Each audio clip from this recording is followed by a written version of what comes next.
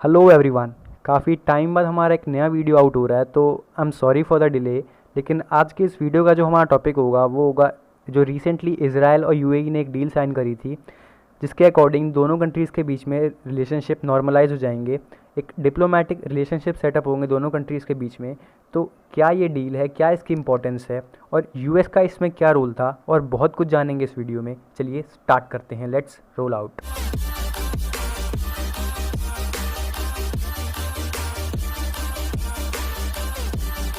ये जो इतना इम्पोर्टेंट एग्रीमेंट साइन हुआ है यूएई और इजराइल के बीच में, इसके पीछे यूएस का बहुत ही इंपॉर्टेंट रोल था।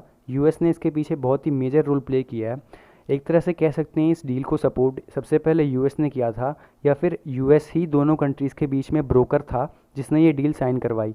तो यूएस का इस डिप्लोमेटिक रिलेशन सेटअप करने में बहुत ही ज़्यादा इंपॉर्टेंट रोल है, बहुत ही मेजर रोल है। तो अब बात आती कि जो डिप्लोमेटिक टाइज इस्टेब्लिश हुए बिटवीन बोथ द कंट्रीज़, इसका मतलब क्या है और ये इतने इंपॉर्टेंट क्यों हैं दोनों कंट्रीज़ के लिए।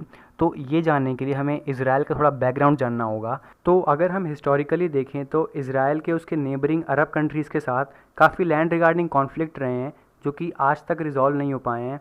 और अगर हम इजराइल के नेबरिंग कंट्रीज़ की बात करें तो लगभग हर एक अरब कंट्रीज़ के साथ इजराइल के कुछ ना कुछ इश्यूज़ रहे हैं, और ये इश्यूज़ इतने बढ़ गए थे कि 4 बार अरब कंट्रीज़ और इजराइल के बीच में वॉर भी हो चुकी है। सबसे पहली जो वॉर हुई थी अरब कंट्रीज़ और इजराइल के बीच में वो 1948-49 में हुई थी, जिसमें अरब कंट्रीज़ एक साइड थे और इजराइल एक साइड था। तो अरब कंट्रीज़ के साइड में इजिप्ट, जॉर्डन, सीरिया और इराक थे, और इजराइल अकेला था। लेकिन फिर भी इस लड़ाई में इजराइल की जीत हुई थी और अरब कंट्रीज़ की हार हुई थी। इस वॉर के बाद अरब कंट्रीज़ और इजराइल के बीच में 3 और लड़ाइयाँ लड़ी गईं। सबसे पहले 1956 में स्विस क्राइसिस हुआ, उसके बाद 1967 में 6 डे वॉर हुआ। और ये 6 डे वॉर सबसे इंटरेस्टिंग वॉर थी, क्योंकि इसमें एक साइड इजराइल और दूसरी साइड इजिप्ट, सीरिया और जॉर्डन थे। और इजराइल ने इन तीनों कंट्रीज़ को सिर्फ 6 दिन के अंदर एक वॉर में हरा दिया था, जो कि बहुत बड़ी बात थी इजराइल जैसे छोटे देश के लिए। तो 6 डे वॉर के बाद 1973 में योम किपुर वॉर हुआ। इस योम किपुर वॉर में इजराइल के अगेंस्ट इजिप्ट और सीरिया थे। इजिप्ट ने इजराइल के ऊपर स्विस कैनाल साइड से अटैक किया था। इस वॉर में इजराइल को काफ़ी हैवी कैजुअलिटीज़ हुई थी, काफ़ी ज़्यादा इजराइल का नुकसान हुआ था, लेकिन एट लास्ट इजराइल ने इन दोनों कंट्रीज़ को हरा दिया था और इस वॉर में भी इजराइल की ही जीत हुई थी। तो अरब कंट्रीज़ और इजराइल के बीच में इतने सारे कॉन्फ्लिक्ट होने की वजह से, इतनी सारी वॉर होने की वजह से इजराइल और अरब कंट्रीज़ के रिलेशन बहुत ही ज़्यादा ख़राब होते गए, बद से बदतर होते गए। और अरब कंट्रीज़ ने मिलकर ये डिसाइड किया कि अब वो लोग किसी भी तरह का रिलेशनशिप नहीं रखेंगे इजराइल के साथ, किसी भी तरह की पीस डील या फिर डिप्लोमेटिक टाइज़ इजराइल के साथ इस्टेब्लिश नहीं करेंगे, और अरब कंट्रीज़ इजराइल को इंटरनेशनली रिकॉग्नाइज़ नहीं करेंगे। तो एक तरह से अरब कंट्रीज़ इजराइल को इंटरनेशनली आइसोलेट करना चाहते थे।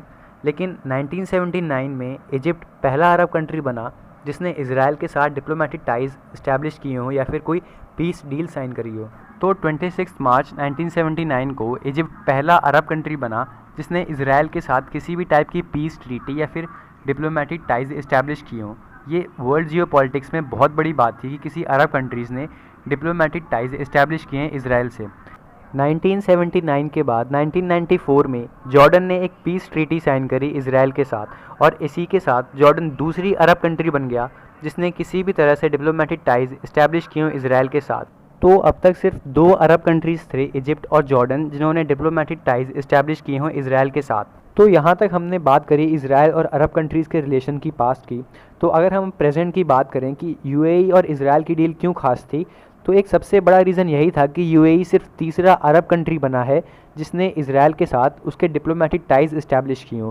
ये डील इसलिए भी इम्पॉर्टेंट है क्योंकि इस डील के बाद अरब कंट्रीज़ और इजराइल के बीच में एक नए एरा की शुरुआत होगी, एक नए चैप्टर की शुरुआत होगी, जिससे वर्ल्ड जियोपॉलिटिक्स को काफ़ी फ़ायदा होगा और मिडल ईस्ट रीजन में काफ़ी स्टेबिलिटी आएगी। आगे वीडियो में हम डिस्कस करेंगे कि इस डील की डिटेल्स क्या हैं।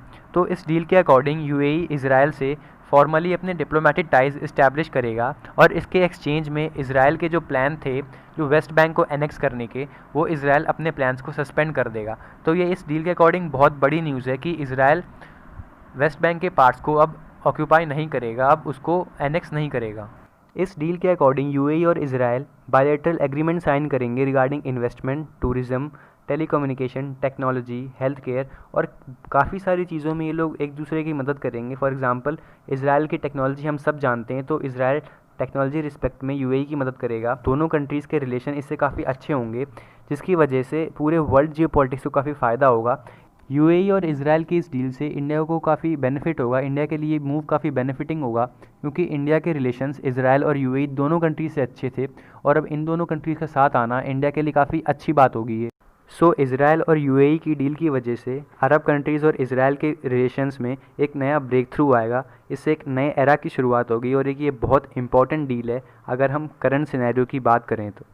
सो this is the end of our video and thanks for watching.